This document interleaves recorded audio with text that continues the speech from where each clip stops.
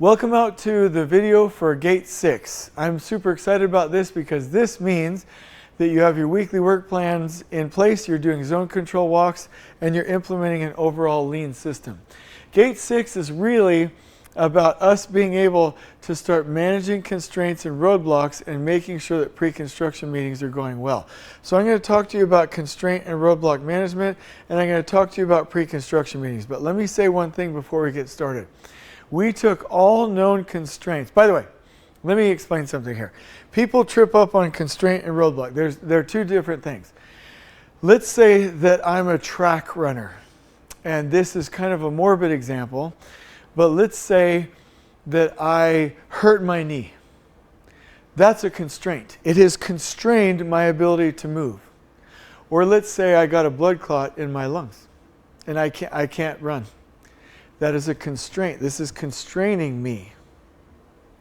But let's say I'm jogging and there's a barricade or a boulder or another runner. I just saw cool runnings the other day that literally fell in front of me. That's a roadblock.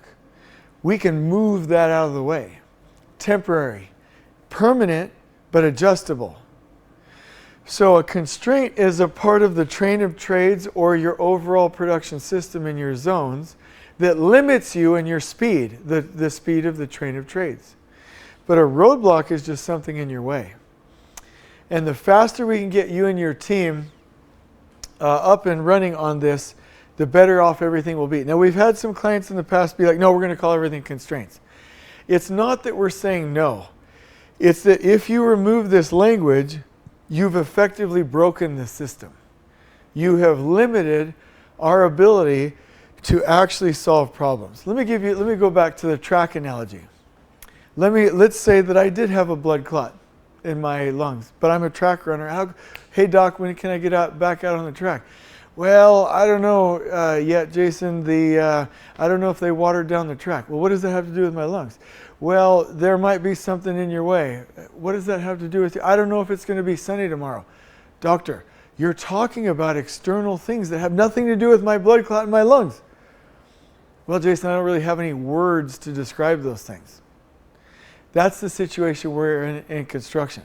The doctor should be able to talk about things that I should avoid and have the language to say, no, that's a blood clot. We will use blood thinners. You will be in bed for 5 days. This will eliminate or adjust this constraint. You're always going to have blood. You're always going to have the potential for roadblocks, and you're always going to have the need to monitor it. It's never going away, but the doctor can help you if they have the language and the technology. We can help you if we have the language and the technology to do so. So we have to make sure that we understand the difference between constraints and roadblocks. But let me say this. We analyzed every known constraint and roadblock. That means I took the list from LCI, from the Lean Builder, from all known lean resources out there, and aggregated them with AI, and went and researched the root cause for them.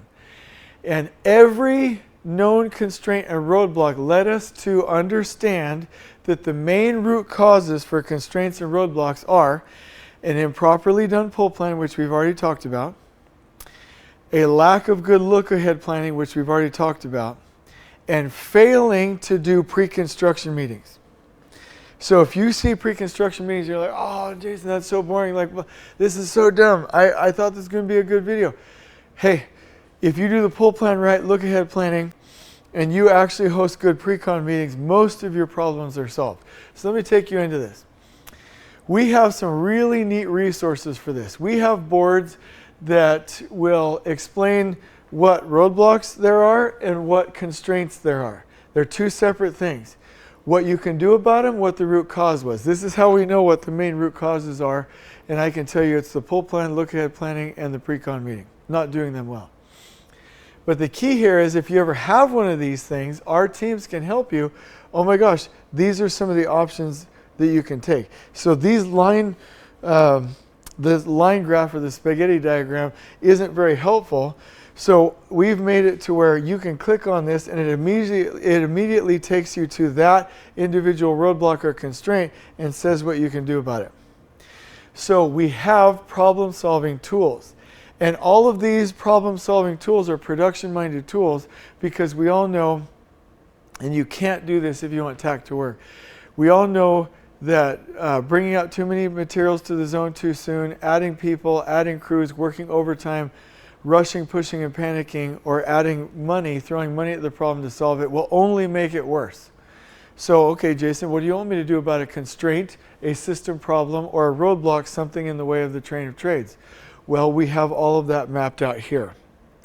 And in the emails that you all receive, you will see that we list roadblocks and constraints. And in fact, Kevin Rice invented this really cool thing. You can see what is your oldest roadblock, how many you have that are past due, how many that are due within 7 days, how many that are upcoming, and the furthest roadblock out. And you can see who's in charge of what, and make sure this is fanatical. You're fanatically removing roadblocks. Like, you're crazy about it. We worked with a client where they were implementing the Takt Production System to great effect, but it wasn't as good as it could be. And the supers were like, I don't have any roadblocks, don't ask me, because corporate was punishing them.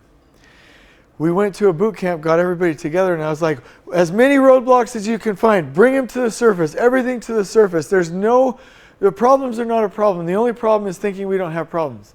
And finally they got it. They were like, oh my gosh, the more roadblocks I find and remove before they impact work, the better off I am and the better super PM I am. And it clicked. And the next day, like 15 roadblocks, 23 roadblocks, 32 roadblocks, and those jobs are jamming. Remember, production isn't about pushing work, it's about clearing the road out ahead of work to happen. So the important points is know what a constraint and a roadblock is. Don't lock us in to your corporate terms because somebody called it just a constraint. They're two very different things.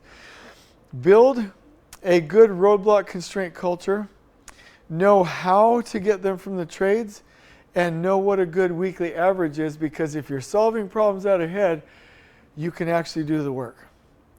That brings us to pre-construction meetings. You can see this is our normal environment. My point is every pre-construction meeting that needs to be held 3 weeks before the activity actually starts must be on the production plan as a trigger, and we must make sure that we're bringing those trades in and we're preparing them. We're talking about schedule. We're talking about how to work on the project site. We're talking about procurement. We're getting clear expectations for their work package. This is one of the most important things in construction, and everybody hates it. But if you get in the habit of making sure that pre-con meetings are happening for every trade, you'll start to gain on time and finish on schedule. So you need to understand, and we'll help you with this, how a strong pre-con process supports the overall project and how we actually accomplish work. And that brings us to gate number 7. So I hope you've enjoyed this video. On we go.